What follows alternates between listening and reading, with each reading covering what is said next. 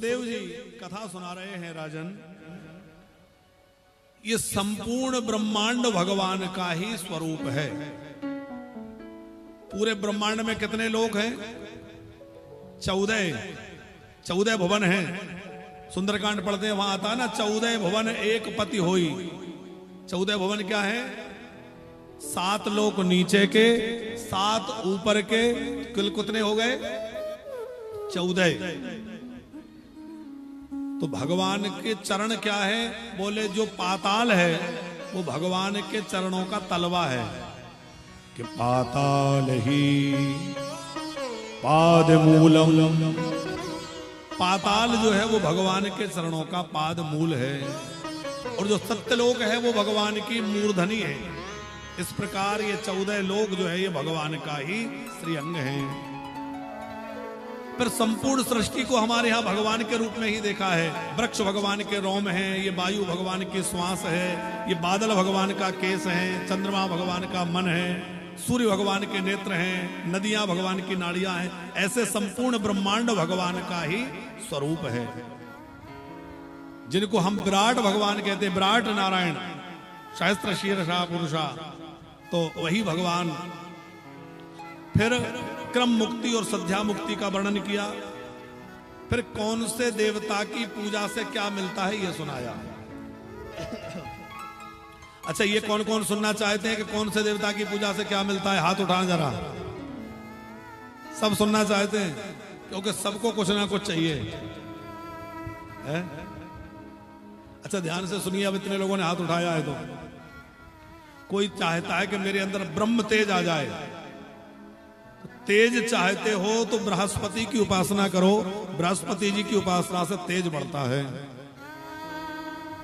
घर में संतान नहीं हो रही है तो प्रजापतियों की उपासना से संतान प्राप्त होती है। इंद्रियों में बल चाहिए तो इंद्र की उपासना करो। घर में अन्न की इच्छा है तो अदिति माता की उपासना करो। लंबी आयु चाहिए तो अश्विनी कुमारों की उपासना करो।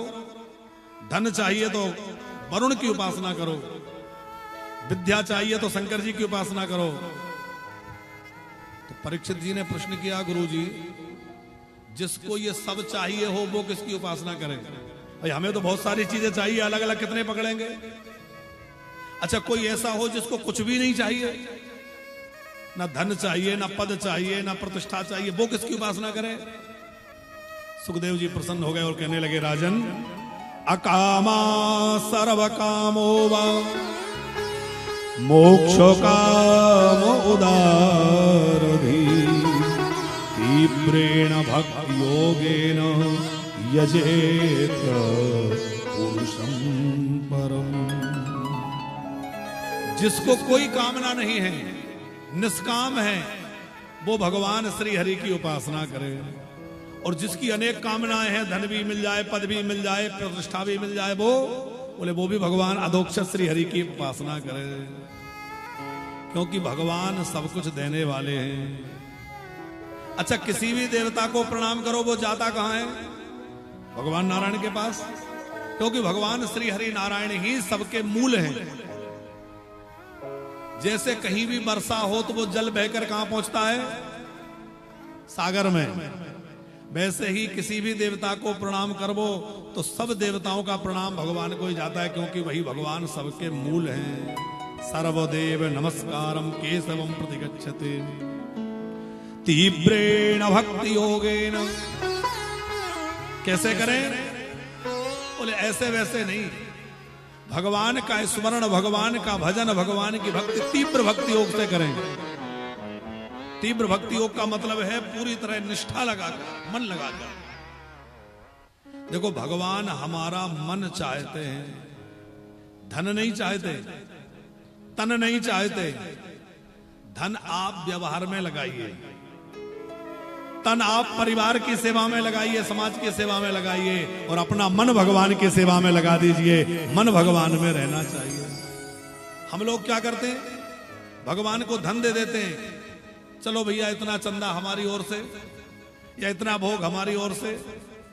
पर भगवान को आपका धन नहीं चाहिए। भगवान कहते तन भी नहीं, तू अपना मन मुझे दे दे। एक भक्त ने भगवान से पूछा, देवलिया जी आपको क्या चढ़ाएं? सब तो आपका बनाया हुआ है और आपके पास सब कुछ है। अच्छा, वस्तु वो दो जो सामने वाले के पास ना हो तो उसको ज्यादा अच्छा लगेगा। तो आपके पास तो सब है। भगवान बोले सब है पर मेरे पास मन नहीं है, मन दे दो। तो भगवान आपने सब दुनिया के लिए मन बनाया, अपने लिए नहीं बनाया? बोले नहीं, बनाया तो था पर मेरा मन चोरी हो गया। बोले वाह प्रभु, आपके घर में कौन चोरी कर लेगा? किसने चुराया? तो भगवान कहते हैं, नंद नंदन श्री कृष्ण कहते हैं कि मेरा मन वृषभानु नंदनी श्री राधा जी ने चुरा लिया। अब मेरे पास मन नहीं है, यदि देना है तो अपना मन मुझे दे दो।